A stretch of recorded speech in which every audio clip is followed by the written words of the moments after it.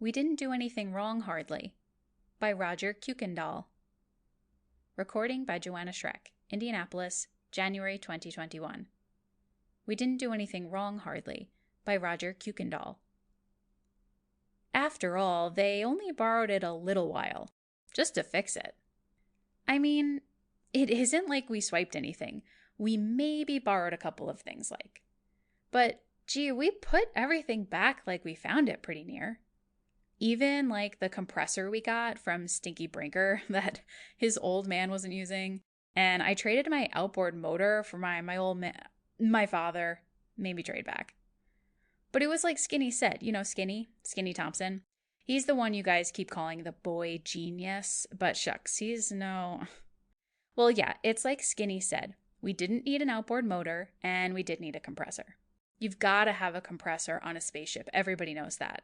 And that old compression chamber, that old man, Mr. Fields let us use, didn't have a compressor. Sure, he said we could use it. Anyway, he said we could play with it, and Skinny said we were going to make a spaceship out of it, and he said go ahead. Well, no, he didn't say it exactly like that. He didn't take it serious, sort of. Anyway, I made a swell spaceship. It had 4 portholes on it, and an airlock, and real bunks in it, and lots of room for all that stuff that Skinny put in there. But it didn't have a compressor, and that's why. What stuff? Oh, the stuff that Skinny put in there. Like the radar he made out of a TV set, and the anti-gravity, and the atomic power plant he invented to run it all with. He's awful smart, Skinny is, but he's not like what you think of a genius. He's not all the time using big words, and he doesn't look like a genius. We call him Skinny because he used to be skinny. But he isn't now. He's maybe small for his age. Anyway, he's smaller than me. And I'm the same age he is. Of course, I'm big for my age, so that doesn't mean much, does it? Well, I guess Stinker Brinker started it. He's always riding Skinny about one thing or another, but Skinny never gets mad, and it's a good thing for Stinker, too. I saw Skinny clean up on a bunch of 9th graders. Well, a couple of them, anyway. They were saying, I guess I won't tell you what they were saying. Anyway, Skinny used judo, I guess, because there wasn't much of a fight.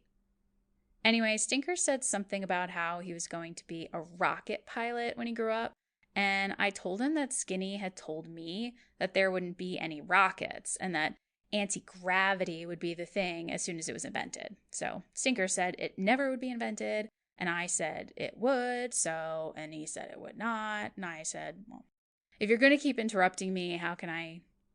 All right, anyway, Skinny broke into the argument and said that he could prove mathematically that anti-gravity was possible, and Stinky said sure he could, and Skinny said sure he could, and Stinky said sure he could, like that. Honestly, is that any way to argue? It sounds like 2 people agreeing, only Stinky keeps going, sure, like that, And Stinky, what does he know about mathematics? He's had to take remedial arithmetic ever since.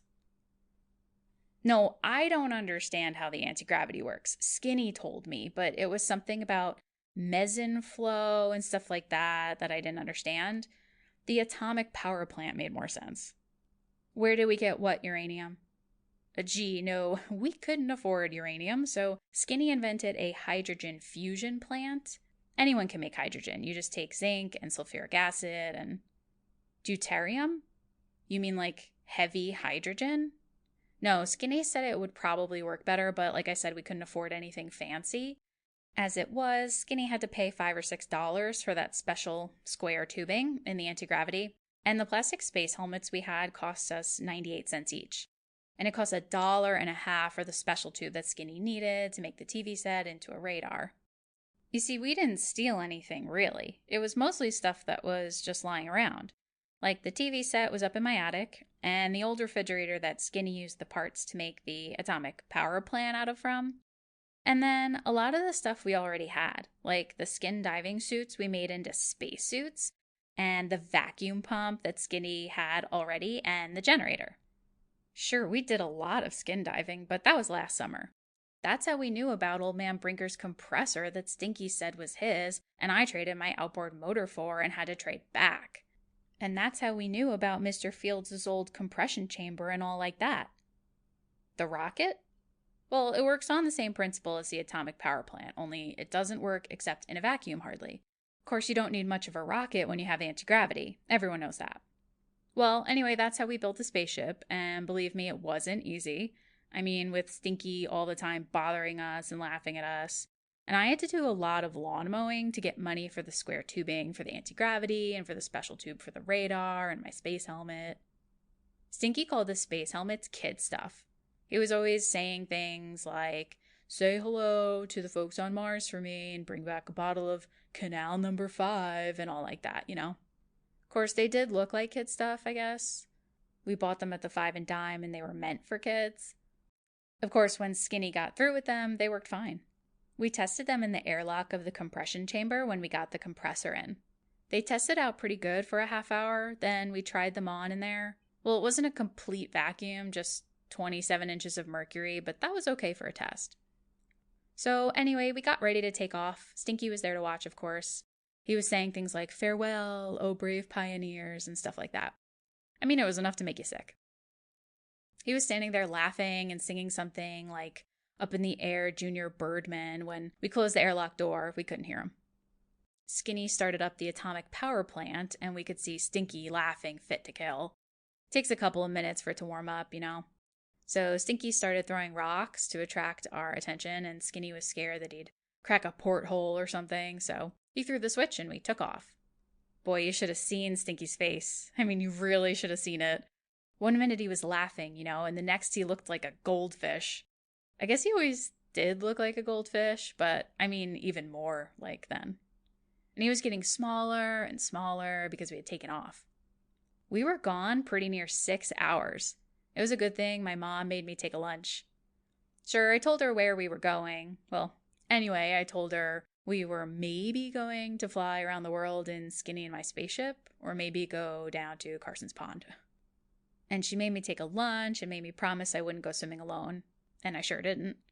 But we did go around the world 3 or 4 times. I lost count. Anyway, that's when we saw the satellite on radar.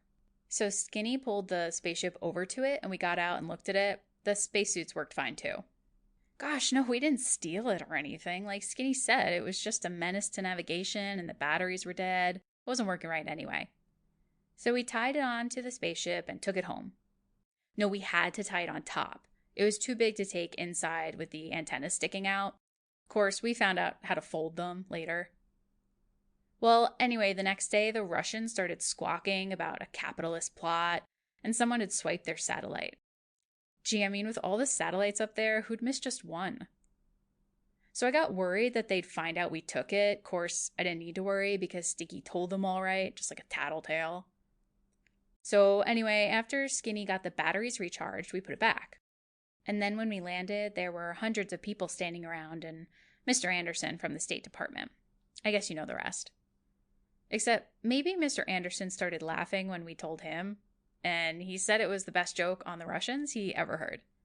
I guess it is when you think about it. I mean, the Russians complaining about somebody swiping their satellite, and then the State Department answering a couple of kids borrowed it, but they put it back. One thing that bothers me, though, we didn't put it back exactly the way we found it, but I guess it doesn't matter. You see, when we put it back, we goofed a little. I mean, we put it back in the same orbit, more or less, but we got it going in the wrong direction. End of We Didn't Do Anything Wrong Hardly by Roger Kuykendall. Recording by Joanna Schreck, Indianapolis, January 2021.